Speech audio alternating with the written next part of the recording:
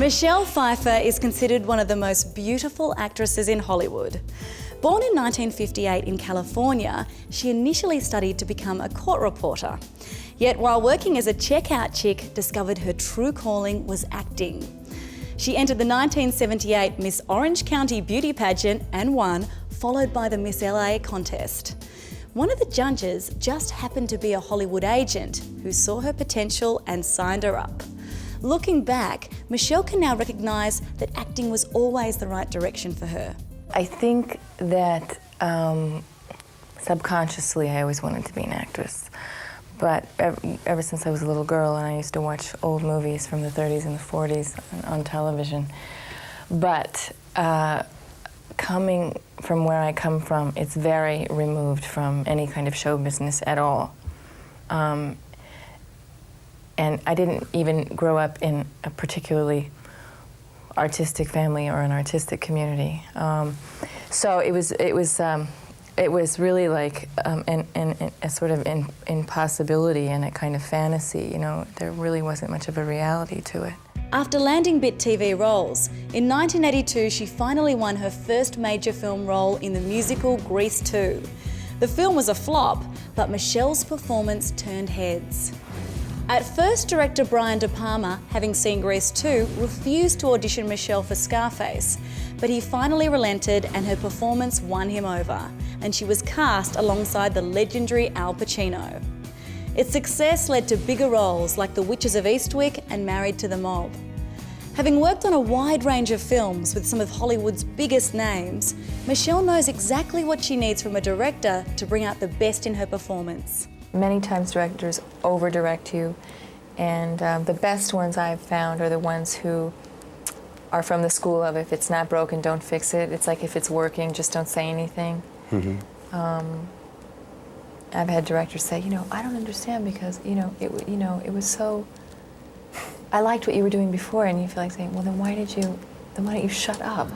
In 1989, Michelle earned her first Oscar nomination for Best Supporting Actress in the period drama Dangerous Liaisons. Now a bona fide star, she found the loss of privacy and anonymity hard to deal with.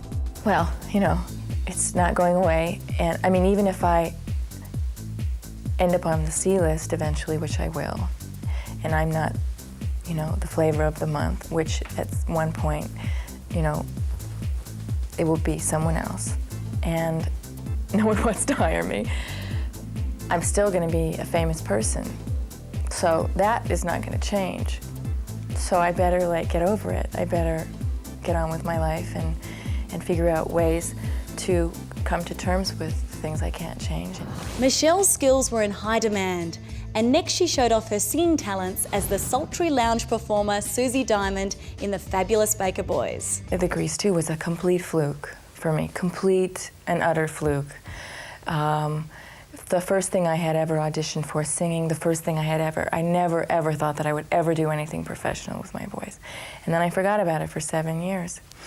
And then Baker Boys came up, and I hadn't had a voice lesson, I hadn't done anything, and I think that part of me thought, oh, it would just come back. And it was really frightening how gone it was, and I had to work really hard for about 2 months, and then continually through the film to get it into shape. The hard work paid off and landed her a second Oscar nomination, this time for Best Actress. And the accolades just kept coming, with Michelle scoring her third Academy Award nomination for her performance in 1992's Love Field. Preparation has always been a big part of Michelle's acting process. For her sexy and fierce portrayal of Catwoman in Batman Returns, she trained in martial arts, kickboxing and whip cracking. And while her skin-tight costume looked amazing, it wasn't exactly comfortable. The first time I put the outfit on, I thought, I can't walk, I can't breathe, I can't hear, I can't act like this. And that's how I felt. It took me a long time to get used to all of the elements. The early 90s saw her career soaring, and she finally also found happiness in her personal life. After a failed marriage, she adopted a beautiful baby girl, married producer David E. Kelly, and was pregnant with their son when filming Dangerous Minds. Like any working mum, she finds career and family difficult to juggle. Because I feel like I should always be with my kids. And yet, I know enough about myself to know that I really do love working. I've always worked. I'm a worker, and I come from a family of workers, and I think that I'm more balanced when I'm working. I mean, now I can feel like I can have a life, which I didn't always feel, and I feel like I don't have to be working on a movie to feel balanced, but that has to be part of my life. In the 90s, Michelle continued to gain a reputation as one of Hollywood's most versatile actresses, with strong performances in films including Age of Innocence, Dangerous Minds, and Up Close and Personal. In 2000, she starred in the thriller What Lies Beneath with Harrison Ford. Despite her years of experience, she found playing a woman with a delusional disorder to be very challenging. It was intense, but it was really fun. You know, intense is a good thing. I mean, I like intensity, and I love to work hard. I love a good challenge. Continuing to explore a diverse range of characters, Michelle had a ball playing the villainous Velma Von Tussle in the musical Hairspray. It's kind of scary how delicious it is to be evil. You kind of, and then then what you have to be careful of is as you get further and further into shooting, you just get a little carried away, and then it's sort of like they have to kind of wheel you back in.